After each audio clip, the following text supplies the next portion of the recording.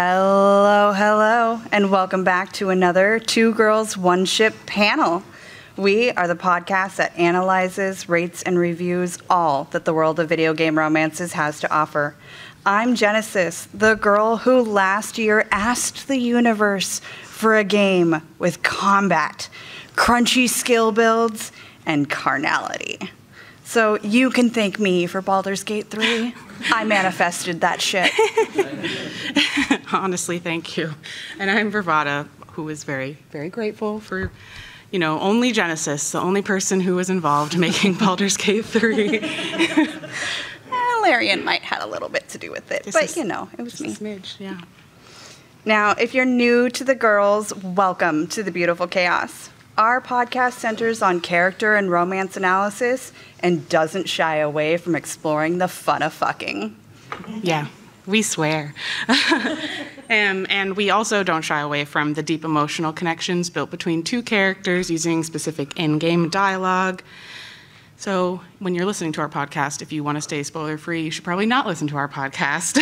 But today's panel is spoiler-free because we're talking about games that are, on average, 10 years old. So if you don't know, you've been warned. Yeah. But just in case, here's your fucking spoiler alert. All right, so let's kick it off. Tropes. What are they? They are also known as archetypes, and tropes are shorthand for the player or reader or viewer or listener or anyone really in the universe to understand a character or context for relationships, settings, and even storylines quickly without too much exposition. Yeah. We don't normally like it when our stories just directly tell us, like, you are a cowboy in a sci-fi world. Like, we want to be told organically. So for stories, there are two main kinds of tropes. They fall under the umbrellas of plot devices and character traits. And today, we're mainly going to be talking about character traits. Plot devices, they're used to orient someone within the world really quickly so that you can understand, okay, so I'm in, like, Baldur's Gate. You're like, okay, Dungeons and Dragons. There's fantasy stuff. There's elves. There's dwarves. There's magic. There's dragons. Yeah, you see somebody light up a fireball in your hand, you automatically know, okay, I'm in a universe that has magic. There's probably rules applied to that. It's a quick and easy way for everybody to understand what's going on. And we can do that with characters, too, with the personality traits. So it serves to inform the consumer of whatever the media is, but for video games, the player, what kind of character they're dealing with. And every story in all forms of media have tropes involved. It's just the formula for writing stories. Yeah, so think about your favorite character. How would you describe them to somebody who doesn't know them? Those descriptors are probably the tropes that those characters fall into. Now, take these three lovely ladies from Baldur's Gate. They are Aerie, Jaheira, and Viconia. Now, without even looking or knowing who these characters are, which one do you think is Viconia? Okay, the V is also something a little bit darker. V names generally, like the latter half of the alphabet, tends to be more evil or darker characters. So just a little one in there. Except for me. Except for you, yes. I'm not evil. But on the outside. Yeah, so from the left, we have Aerie, and she is, just by looking at her, you can tell she's the cutie. She is an Avario elf with a very traumatic backstory, but she also is a lawful good ingenue and also a broken bird and a shrinking violet that becomes silk-covered steel, all tropes that you can describe her with. And then in the middle, we have Jaheira. She is a defrosting ice queen, half-elf, a true neutral character, a widow on the warpath, jerk with a heart of gold, team mom that's hard on you, but only because she cares. And then last, we have Viconia on the right. She is the Black Widow, femme fatale character. She happens to worship Shar, and she's a neutral evil drow, sex goddess, that may end up a true neutral character at the end of the game from player choices. So back to Aerie. What other characters can you think of that are like her? Or Jaheira is just like And Viconia shares traits with, well, okay, Aerie. Aerie is very similar to Tally in Mass Effect, or Meryl in Dragon Age 2, and a bit of Sora from Kingdom Hearts. So knowing all of those characters together, you can totally form a picture of who Aerie is. Jaheira, on the other hand, is very similar to Karth in Knights of the Old Republic. Miranda in Mass Effect, and Aveline from Dragon Age 2. Viconia is a little bit like Dragon Age 2's Isabella, Morrigan from Dragon Age Origins and technically Inquisition, and then Silk Fox from Jade Empire. Yeah, it's easy to tell sometimes, even just the character design plays well into the tropes that are used to craft them. And it's not lazy writing to use tropes to help create characters. It can be, though, if all you do is use very basic and a very few number of tropes played perfectly straight with no nuance. That's how you get boring, predictable characters. A trope is not necessarily cliche, but it definitely can become one if it's overused and not altered or subverted in any way. So it begs the question, why should we use them if that can happen? But we have to. It's just essential to the story. Even the most unique and original story will have to stay within certain confines of the genre that it takes place in to appeal to an audience. If a story is too general, the sci-fi lovers won't want to watch it if it's not sci-fi enough or something like that. So it needs to be slightly niche for fans of that genre to really get into the story. Agreed. Now, the key to tropes is not to play everyone straight for every character. As Pablo Picasso said, learn the rules like a pro so you can break them like an artist. Love it. Ultimately, tropes can be wielded as a tool to differentiate one work of sci-fi from another, or one lovable rogue from another, or a Zevran from an Asterion. Now, besides their gender being different, Jaheira and Karth can seem really similar on the surface. Both can be described as this. They lost their spouses to the enemy, they both henpeck the shit out of their companions, and both are the lancer to the player character. Yeah, but the way that tropes are used masterfully is it's in the differences, in their similarities that create intrigue for the player. So with Karth's version for his romance of Love Can Heal with Revan, Spoiler. Oh yeah, it's Revan, if you guys didn't know. So with Karth, he begins the game and the romance as extremely distrustful of everyone because he had his trust broken horribly by his past mentor, someone he trusted beyond everyone else. And so his Love Can Heal story is helping him learn to trust again, whereas Jaheira's version of Love Can Heal is finding love after her spouse died, not unlike Karth, but without the added baggage Karth had of learning to trust again.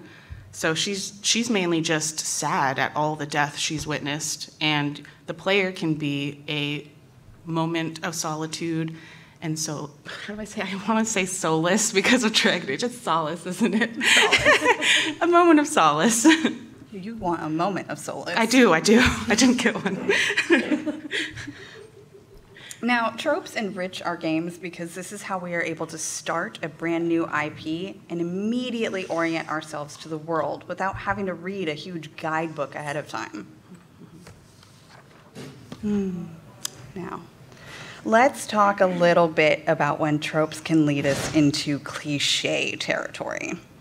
Tropes are just stereotypes for created characters and worlds, so there are ways to use them that reinforce negative biases and prejudices, however innocently or unintentionally done.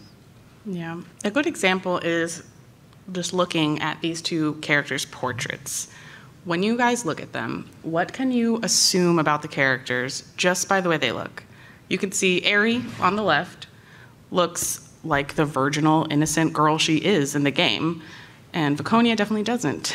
Aerie has these big, innocent blue eyes, looking very, curious, and then Viconia kind of has a very confrontational stare because she is a confident person and also kind of bad when you first meet her. But Aerie, judging by her character, very good aligned. And while Viconia doesn't look that evil in her portrait, she at least looks neutral and possibly untrustworthy because she's got a hood on. And that signals, oh no, we shouldn't trust them. And then that matches their characters in the game. Viconia's neutral evil, very free with her sexual past. She enjoys having sex and she's not afraid to say that. And Aerie is the lawful good virgin who, upon having sex with the player, gets immediately pregnant. There are some weird connotations there between sexuality and D&D morality that unintentionally, or maybe intentionally, I don't know, got displayed in the game. So actually this plays out in many forms of media, and as soon as I read this, I had to take a 2-second tangent here to talk about Buffy the Vampire Slayer. One of her favorite tangent topics. Yes. Buffy has sex for the first time and literally causes her boyfriend's soul to disappear and he becomes evil. Sex is bad. The second person she has sex with becomes so emasculated that he eventually breaks up with her because he can't stand not being the dominant one in the relationship. Again, pussy power is bad. The third, well, technically she doesn't remember that one at all because of curses. Yay. The fourth ends up SA-ing her in her own bathroom. Again, sex is bad. It's not until the comics after the fall where she flips the switch and becomes a lesbian for a minute and starts dating a woman. But then that fizzles out too because she realizes she doesn't want to have sex with women. So again, sex is bad. Poor Buffy. Poor Buffy. Liking sex and having sex does not make you bad. It can make you naughty, but that's different. And not having sex or waiting to have sex until you have an emotional connection with the person or persons does not make you good either. Yeah. And another thing to add about the romances specifically in Baldur's Gate 2 is there are only 4 total. When you played, if you're a female character, player character, you only get 1. And then there are 3 for male player characters, and all 3 of them are very beautiful elven women. And I couldn't help but notice, like, what does that say about what the studio thought the priority for who's romancing who is, and what the developers think their players want? Like, what about some gnome love? I mean, they're cute. Or halflings. We still don't have a dwarf romance in any game. Nope, can't romance any dwarves, even though we all want Varric. Let's admit it. Amen. Yeah. Yeah, or Ogren even, if you like problems. But while this is the retro game convention, we are happy to say that as the years have chugged along, most games with romance options have come to understand that sexuality is something that is shared essentially by all people, regardless of their behaviors with it or their background. Does not have any implication on who you are as a person, what kind of sex you have, and nuance is extremely key. And so is consent. Yes. Consent is key. All right, let's get to it. The fun part. Let's talk about some common tropes that we've seen in video game romances over the years. First up, enemies to lovers. This describes a romance where the couples start out at minimally at odds or even potentially completely hating each other. One of the best examples of this in games is Bastila and Revan in KOTOR. Now, this is such a great trope, and it has delicious tension from the whole enemies being together thing. And it adds a final layer of will they, won't they. Or it's also known as the dating Catwoman trope, because those two are very much enemies. Sometimes maybe they flirt lovers to like, oh my gosh, we're gonna kill each other again, back and forth all the way. Yeah, I particularly like enemies to lovers the most out of will they, won't they, or dating Catwoman, because you actually get a payoff to all that tension throughout the game, where you get rewarded at the end with an actual romance versus just fighting and making up and fighting and making up. We love a good payoff. Yes.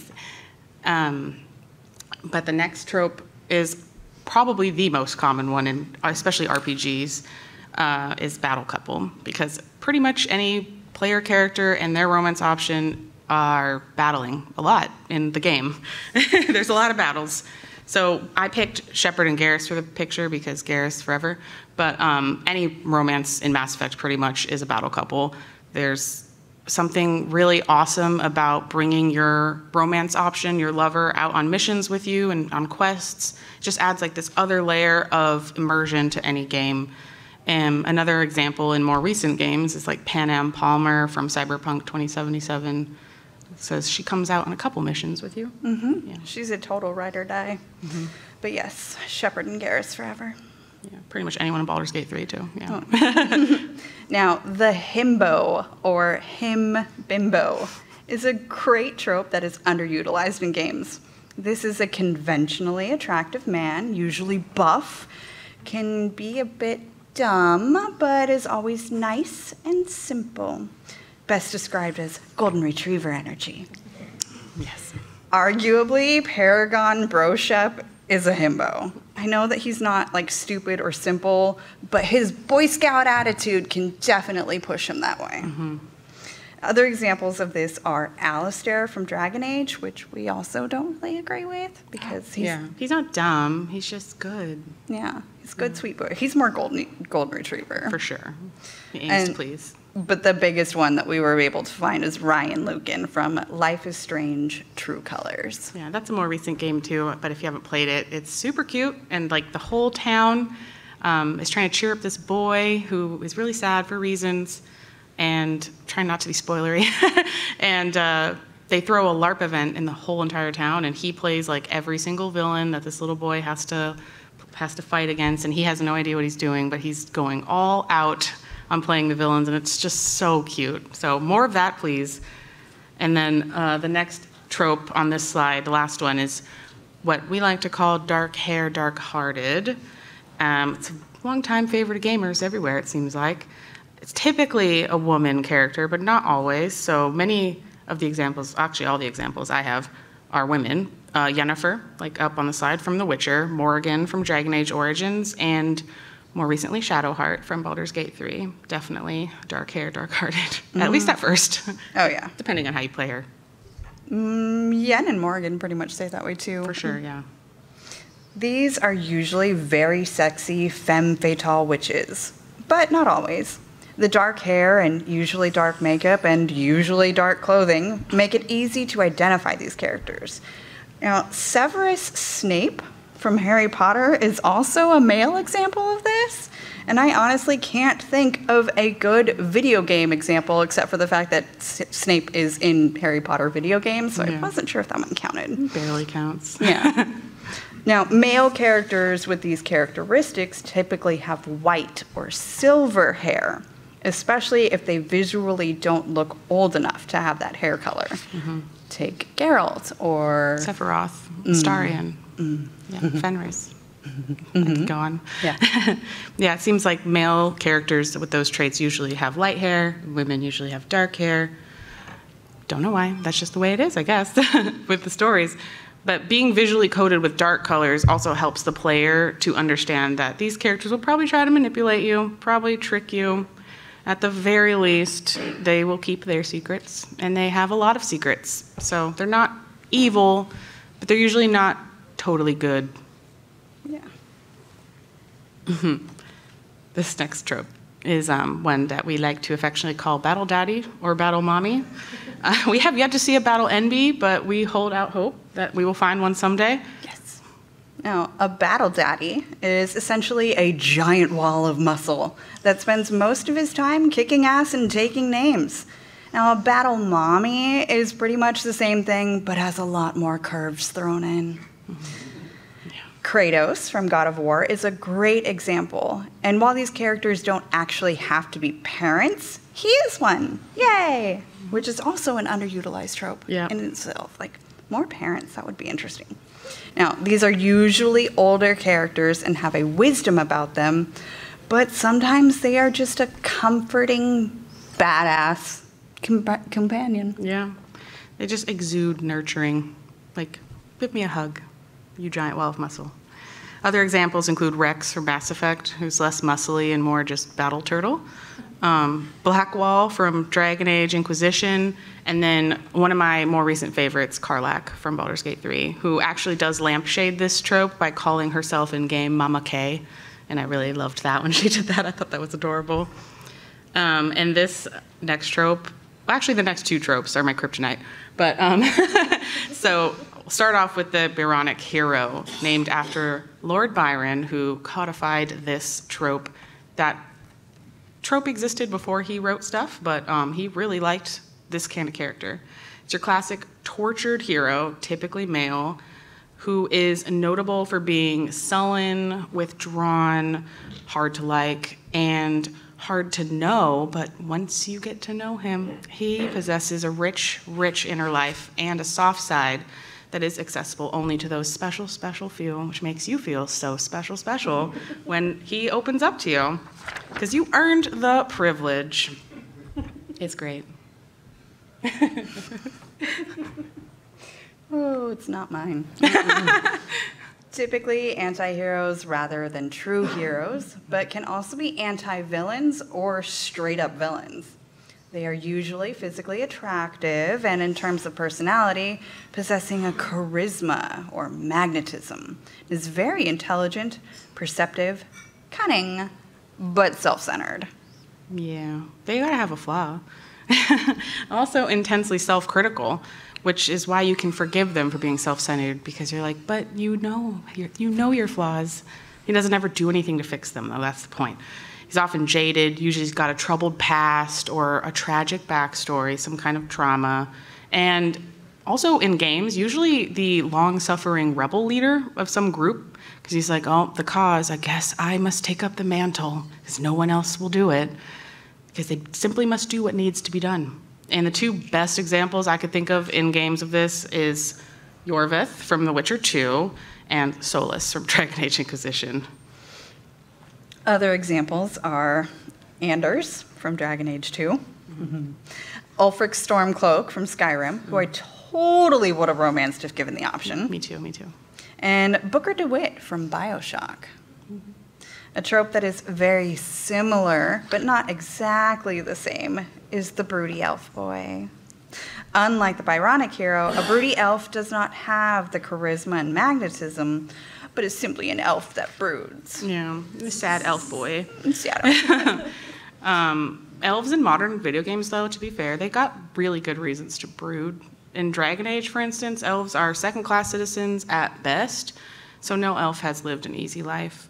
Solus fits this trope as well, because he's an elf and he broods over his mission to right his wrongs, as he says, to have elves ascend back to their power that they had before he ruined it somehow. Fenris broods because he's got a lot of trauma. He has a really good reason to brood, and part of his character arc and development is helping him work through that so he becomes less broody, but he still does it. Yeah. In The Witcher, elves are similarly displaced and prejudiced against, so Yorvith broods over his fight against the humans for the betterment of his Scoia'tael brethren, who are mostly elves as well. Another modern example of this is Astarion in Baldur's Gate 3. Although being an elf is far secondary to his vampire status, he's still got the brooding down for sure. I love Astarion. Anyway, so finally we have Fiery Altruist, aka Triss Marigold, the sexy and passionate redhead that champions a cause. It does not have to be a good cause necessarily, despite the word altruist. But for some reason, games just really like giving a redhead something to fight for because they're fiery, you know? They got the passion. And they're usually women characters because red hair equals passion. Relentless pursuit after the cause, capital C, whatever it might be. One great example, like I said, is Triss Marigold, because she's always trying to get Geralt to do something for her, whatever cause she's currently supporting. They get more altruistic as the games go on, I'll say that. Yeah. Now, Cal Kestis is a decent example for a male redhead with a cause. I don't know if I fully agree with restoring the Jedi Order, but he's still a ginger with a mission. Sith baby. Yeah. Can't deny it. Liliana from Dragon Age is also a good example from this. You can barely talk to her without hearing about Andraste or helping the people through spy work, but still helping. Chloe Price from Life is Strange is a kind of a cheap character because she dyes her hair blue, and she's more of a strawberry blonde, if anything, but she definitely fits the fiery personality. And she spends the whole game relentlessly hunting down the killer of her best friend. Aloy from Horizon is also another good example and is the player character, so that's fun. She's literally saving the world, so that is a cause I can get behind. Yeah, that's true. So this slide, we wanted to talk about tropes that we would personally like to see more of in video game romances, because, you know, we want more romances, period. But we have some specific ones that we've really liked, and there's just not many examples of. So the first one is one of my favorites, is the happily married trope. And we used Nathan Drake and Elena Fisher from Uncharted as the example couple because they have 4 games and many years of marriage in between that you get to see progress and the ups and downs. They are really a great example of how to survive all of the struggles of life and also treasure hunting. There's like a lot of extra struggles they had to go through. But yeah, I would love to see more of that. Definitely listen to our episode number 63, where we analyze their relationship throughout all 4 games. That's good. It was a really good one. Yeah. I think we both cried at the end. I think so. I poured my heart into that script. Yeah. We would like to see more established relationships in games, especially amongst older characters. We love new love and finding love and all that, but it's also really special to see how a couple can navigate the challenges that a game presents, you know, given time and established. We would also really like to see a little bit more older characters, middle-aged people finding new love, or visibly older characters. There's a new argument going, well, Shadowheart's almost 90. She's an old woman. No, she's a half-elf. It doesn't count. She looks like she's 22. Yeah, it doesn't count. Also, I'm sick and tired of 17-year-olds saving the world from the apocalypse. Yeah. I'm done with that. Can we get somebody at least 30? That's exactly, like one of my favorite other things we didn't put on here, but like having the hero's journey, you know, is you get the person unwittingly thrown into the mess and they're like, I'm the chosen one, Harry Potter, Luke Skywalker, you know, that kind of thing. And then they go through and they discover, yes, I have the power to do it. And then they do it and they're like, that's awesome. I love to see that. We have so much of that though. Like I need more people like Shepard, who is like, here's my resume. I can save the world. I've done it. You know, like they are qualified, and it's nice to have that too sometimes. I think you called it once, here's my resume for heroism. Yeah, my credentials. Thanks, hire me. And then this next trope is Jen's personal favorite, the casual kink. It means that it has a relationship where there is some kind of non-vanilla sex going on or aspect of their relationship that is kinky, and it's totally normalized. It is not made to be weird. It's not like forbidden or like some weird, scary thing happening. It's just something people do. The companions in the game don't make it weird, usually. Cullen, maybe, a little bit. And then that's it. That's the truth. That's the world. We would like to see more of that. We have to forgive Cullen, though. Yeah, I mean, walking in on that, anybody would be shocked. Look up the Iron Bull romance scenes if you haven't from Dragon Age Inquisition. Or be on the lookout for episode number 106, where I get to break this one down. It's coming up in a few weeks. Yeah. So time to enter my world. There are examples of this in romance-specific games, like mobile games and visual novels, and especially the 3D engined indie games. And those are almost exclusively designed for sex. But they don't have the good story. They don't have the crunchy combat that I was looking for also. But, of course, there is one major key example in the AAA RPG space, and it is, of course, Iron Bull. Having more relationships like you have with Iron Bull will do wonders to reverse the negative stigma attached to BDSM or even non-vanilla style relationships. It will also go a very long way to adding diversity to the romances told in games, which tends to be more romantic love or simply unattached sex. Bull gets your enthusiastic consent every single time, and also make sure along the way he asks you, you know your safe word. Yeah, you got a safe word. You've got a safe word. I mean, I never did, so I don't know what happens, but I assume he stops. oh no, I know that he stops. I don't know what the scene actually looks like. Oh yeah, I don't either. I romance solist my. But I did learn that even if you safe word, it doesn't end the relationship. It just ends that scene. Yeah. So Well done. safe word does not mean breakup. It just means you've reached a limit. That's good. And then complete contrast, the last trope is chastity couple, which is very hard to find in games. There's only 2 that I can think of, and one only counts because he breaks up with you. It's the couple that does not have sex and is not interested in having sex, which is why we think that this would be a really good addition to games that feature romances in them. It's just platonic love between characters and romantic love without sex implied or explicitly shown in cutscenes.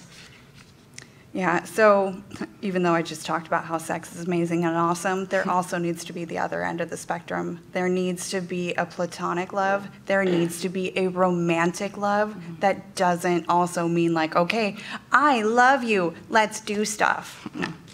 Now, there are lots of examples of this in visual novels, but hardly in any RPGs. The 2 that we can think of come from Dragon Age, and they are Sebastian from Dragon Age 2 and Solus from Inquisition. While sex can be great and wonderful way to bond, it isn't necessary and sometimes isn't appropriate. Sebastian has staunch religious views that prevent him from having any type of carnal relationship. So it is wrong for us as a player character to constantly hit the, but can we? Will we? Yes, I still want to. And you are pushing against his religious views. Don't do it. Solus simply won't sleep with your Inquisitor out of his sense of honor, given that he is a lying bastard. Yeah, he is. He is.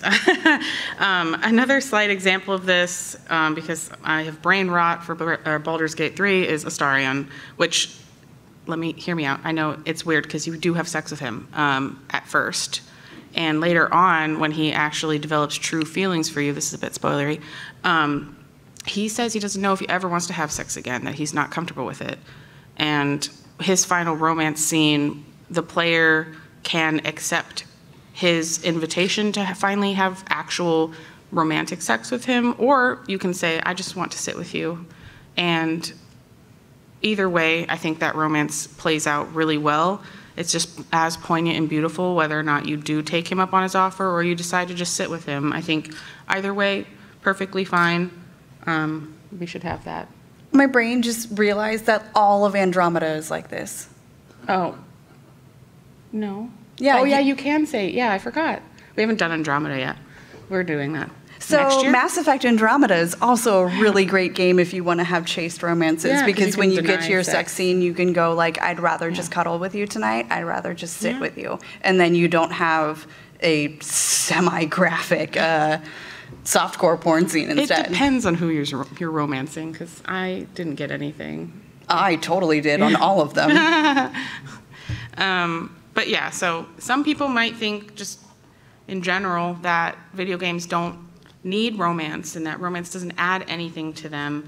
They should just maybe stick to being side quests like they've always been. That's actually a little fun fact for why we picked the name A Rose and a Kiss for this panel, because the very first time BioWare ever did any romance side quest in a game, it was Baldur's Gate Sword Coast, and it wasn't really anything. It just, you helped this person out and they rewarded you with a rose and a kiss.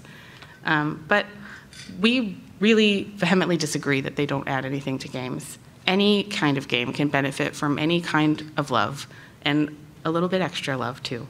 Whether it's between the player character and an NPC, or a couple NPCs, or between 2 or more NPCs without the player character. Seeing different types of seeing different types of relationships play out and reflected in video games is essential to us as people. Yeah, we need love. Yes, we do. Even if it's just platonic. I like that too. Yeah. We have that.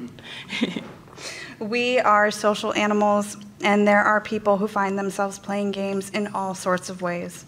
It's a beautiful thing to tell a story that resonates so deeply, and what is deeper than stories of love? Now, if you've liked what you've been hearing, you'll be pleased to know that we have recently recorded our 101st episode, and we have no plans on stopping. We actually can't stop because there are so many love stories to analyze. As two lifelong video game nerds and hopeless romantics, thank you for listening to our panel today. We hope that you learned something fun, and that we hope you check out our podcast. And you can find it wherever you listen to your podcasts, or follow us on Twitter or Instagram at 2girls1ship, all spelled out, all one word, TWOGIRLSONESHIP.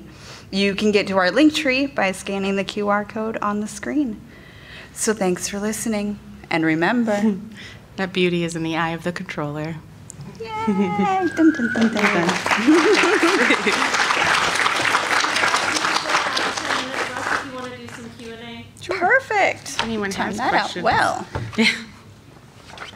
well. Questions are kind of open for anything that we talked about the tropes today, or if you have questions about any of our previous episodes that we've put out, or your favorite romance character. You want me to bash on them? What's up? So one of the things I was really disappointed with Cyberpunk, I mean, Oh, yes. besides Cyberpunk being disappointment in general, like, the romance options were kind of not that great. It was either you're doing Judy if you play the female option, or you're doing a Pan if you're male. Because it's like those are the ones that are pushing the story really. And that's Agreed. just how you felt about that game, how y'all thought about the game. You may not know, but she's also the co-host on the Cyberpunk Lorecast, so she's the perfect person to answer your question. Yeah. We've also analyzed these romances on our podcast too. Yep, we've done all 4 of the Cyberpunk romances, and so one, I definitely suggest playing the game again now that the 2.0 patch has come out. It is a completely brand new game, and it's like what they wanted to put out when the game was first released. As for the romances, they've also been enhanced and changed and updated. Now, River and Carrie are still side characters, and because they're completely optional. But they also got updates to their romances. River is no longer bugged out. Good. The kids are no longer going to T-pose on top of their bed. Yeah. But you also get enhanced text messages throughout the entirety of the game. So even after you hit your culmination scene with them, they're now texting you. I mean, Carrie texted me the other night asking if we could, it's legit sexting. We talked about some moves that we wanted to try out, and then that he was going to send me a sex tape later. Wow. So, it's the romances in Cyberpunk have definitely been updated. Thank you. You in the back? One, the main character in Final Fantasy 16 is in his 30s. Oh, good. Okay. And the other one is feelings about polyamory in video games. I'd like to see it done more properly. Yeah. Agreed. Also, I'm waiting to play 16 because I don't have a PlayStation, and so as soon as it hits PC, I am all over it. I cannot wait. He's like in his mid-30s. That's awesome. Love it. Polyamory in video games. Okay, so the most recent example of this, of course, is the fact that Halsin right now in Baldur's Gate 3, you can romance him and still have a main romance. But that's not really a polyamorous relationship. No. It's just a polysexual relationship. Yeah, my boyfriend allows me to have a side piece, which is not exactly what we wanted to see in this. Yeah. You can't have multiple romantic relationships. You need to have the depth of the relationship, not just sex, to qualify. Yeah, because with Halsin, it is like hey, I don't want to fall in love with you. I don't really want a relationship with you, but I really want to go bang you up against a tree in the woods. Yeah. And that's all that it gets to. And then, you can kiss him anytime that you want to, but that's not a romantic love. That's not a polyamorous relationship. And then, of course, in games, I can understand how it would be very difficult to play it out because there are so many different types of polyamorous relationships, whether it's a whole polycule or whether your partners are involved with your other partners or not. And then how would you have so many dialogue selections and options with that? It would have to be a video game specifically and only for poly. And then I don't know how well the rest of the storyline would go outside of that. I think they could do it, though. I mean, I don't know. They could do whatever they want. I think dipping the toe in the water is fine with Halcyon, like, even though we know it doesn't really qualify. It's like, it's 2023. Like, we could do it. And I'm sure I think specifically AAA games need to add it, because there's definitely examples in indie games and narrative, like visual novels and stuff. So When the Night Comes or something like that. I've heard When the Night Comes is a really good one. Yeah, it's a visual novel only game. There's no combat or anything like that, and it's all like click the screen to progress the dialogue forward. But that was a really good poly relationship because you enter, well, it's more of a throuple because you enter in as the third between two previously established characters. But he was also voiced by Gideon Emery, and he's a vampire, so yeah. He also was Fenris's voice in Dragon Age 2. Mm-hmm. So it's a good voice. Yeah, he's got a good one. Anybody else? Oh, yeah. I don't think it gets talked about very much. I'm glad you brought it up, but there aren't really very many older characters in video games. One of my favorite games, there isn't a proper romance in it, but Disco Elysium has a lot of good explorations of philosophical frameworks, personality, sexuality, and the main character goes through, there are multiple different thoughts you can, I forget what it's called when you put something talking on the internet. I can't remember, but involving his unique and idiosyncratic exploration of his sexuality as someone who's amnesiac. And I think that seeing more older characters in games, 50 and older, would be really refreshing, considering basically every game protagonist I can think of off the top of my head is 30 or under. Harry Dubois. Oh, yes. No, he's on the back burner list because it's not actually a confirmed romance. There's no scenes really to break down. There is a relationship between him and Kim? Kim, there we go. Yes. I was like, I knew the name. Kim, that's, yeah.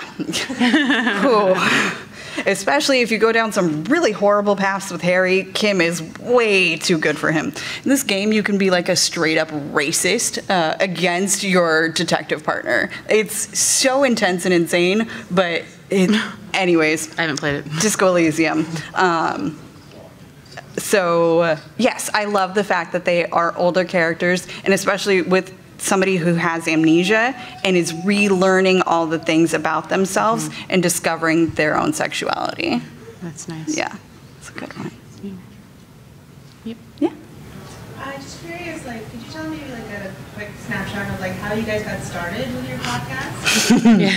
What the journey's been like to now? Well, we first met on the Mass Effect Lorecast patron chat. They have like patrons for their Patreon come on to talk on episodes of the podcast, and I had been the only woman on those for a while, and I remember when she turned her camera on, and I was like, another woman at Mass Effect, and that was literally it. And then we started messaging, and we bonded over our mutual love of Garrus. It doesn't happen often that we have the same romance options that we've chosen. Twice. Yeah, twice. Literally Garrus and Astarion, that's it.